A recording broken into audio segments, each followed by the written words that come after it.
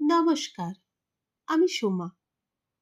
গপ্পে কাব্যে সোমা চ্যানেলে আপনাদের সকলকে স্বাগত জানাই। আজ রইল আমার লেখা একটা ছোট গল্প, মাতৃরূপেণা। সকল মাকে শ্রদ্ধাঞ্জলি দিয়ে শুরু করলাম আজকের ছোট্ট প্রতিবেদন, মাতৃরূপেণা। শ্রেয়া খুব বড়লোক বাড়ির বউ। তার এক ছেলে, এক মেয়ে।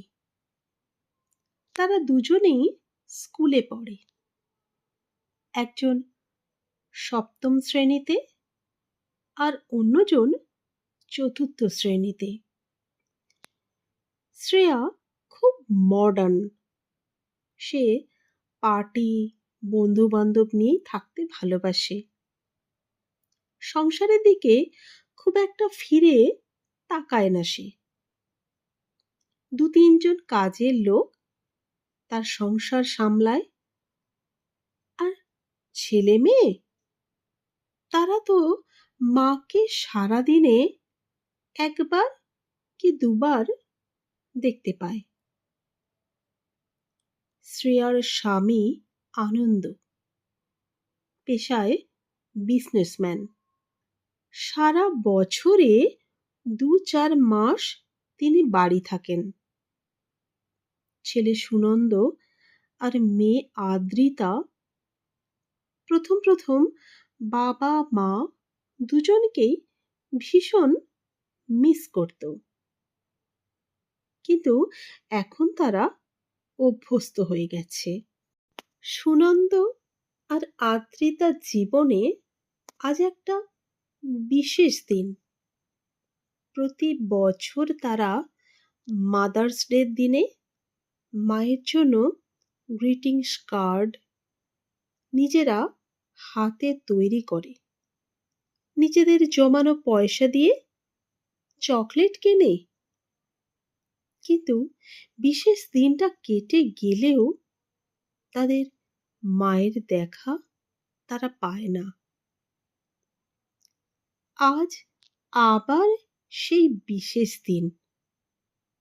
প্রতি বছরের মতো এ বছরেও তারা গ্রিটিংস কার্ড, চকলেট, কেক কিনে মায়ের ঘরে রেখে এসেছে।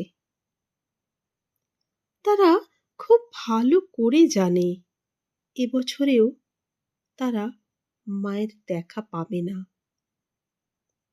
চলে যায় নিজেদের ঘরে। খাওয়া দাওয়া সেরে শুয়ে পড়ে।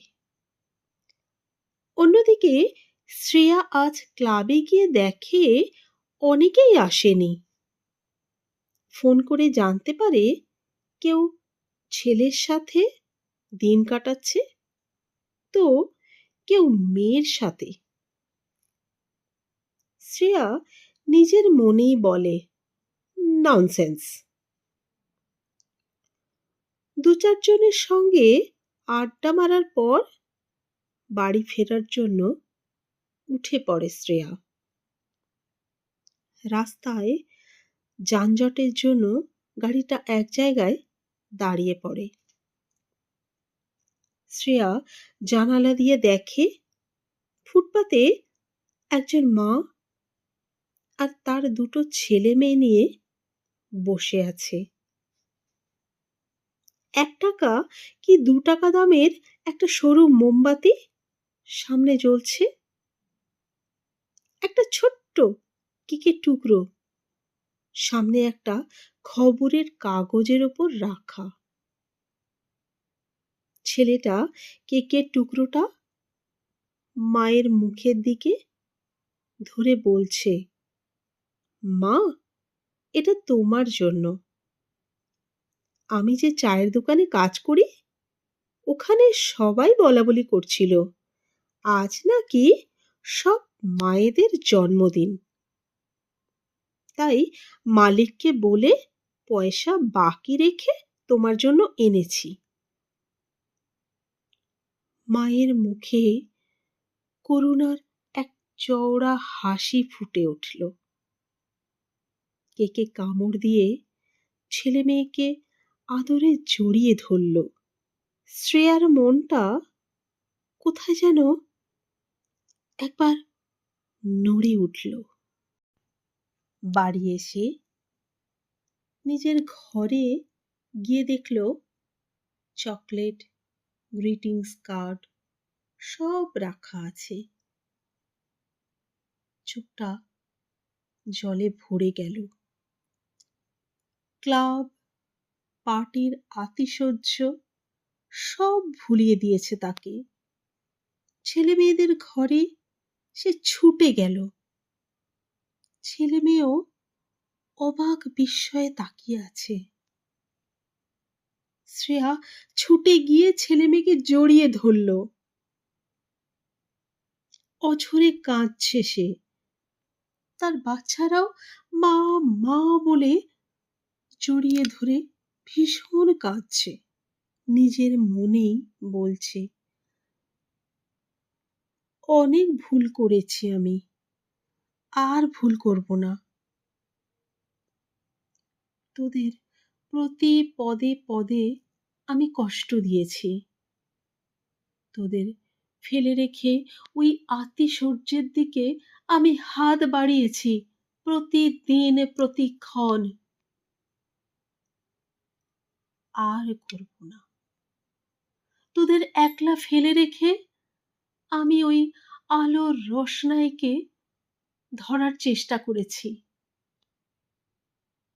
আমি আর করব না।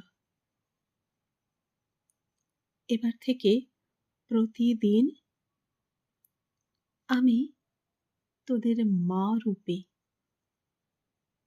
আমি মাতৃরূপে তোদের কাছেই থাকব। কথা দিলাম।